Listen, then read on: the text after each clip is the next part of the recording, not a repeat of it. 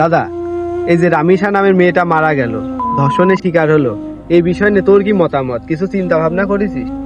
এটা চিন্তা করার আগে আমার মাথায় একটা প্রশ্ন গেঁথে আছে যে রামিসার বাবা যে সরকারকে একটা চ্যালেঞ্জের মুখে ফেলে দিল, এই বিষয়ে সরকার কি পদক্ষেপ নেবে? রামিসার যে বাবা, তার তখন কান্নাকাটি করা ছাড়া কোনো উপায় নেই। আর সরকারের মুখে সে কোন চ্যালেঞ্জটাই ছুড়ে দিল? রামিসার বাবা খুব গুরুত্বপূর্ণ একটা কথা বলেছে। সে বলেছে, আমি হয়তো বেঁচে থাকাকালীন আমার সন্তানের বিচার আমি কোনোদিন পাবো না।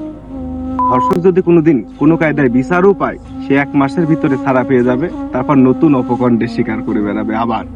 তো এখন সরকারের কি করা উচিত, তোর কি মনে হয়? আমাদের সমাজে ধর্ষকের কোনো বিচার নেই। হয়তো সে টাকার জোরে, নয়তো ক্ষমতার জোরে ঠিকই একদিন বেরিয়ে আসবে। আমার মাথায় কিছু খেলছে না দাদা। তুই একটু বলতো, এই ধর্ষকের কোন শাস্তি দিলে তার উপযুক্ত বিচার হবে? আমার মতে সরকার এমন একটা শাস্তির ব্যবস্থা করুক যাতে অন্য সকল ধর্ষক ধর্ষণ করার আগে তাদের একটাবার হলেও চিন্তা করা লাগে যে এই কাজটা করার পরে যদি আমি ধরা খাই, আমার কোন শাস্তি আমার জন্য অপেক্ষা করছে। অবশ্যই বিচার করা উচিত। আমি জনগণের কাছে একটা প্রশ্ন রেখে যাচ্ছি, আপনারাই বলেন এই ধর্ষকের কোন শাস্তি দিলে সব থেকে উপযুক্ত হয়?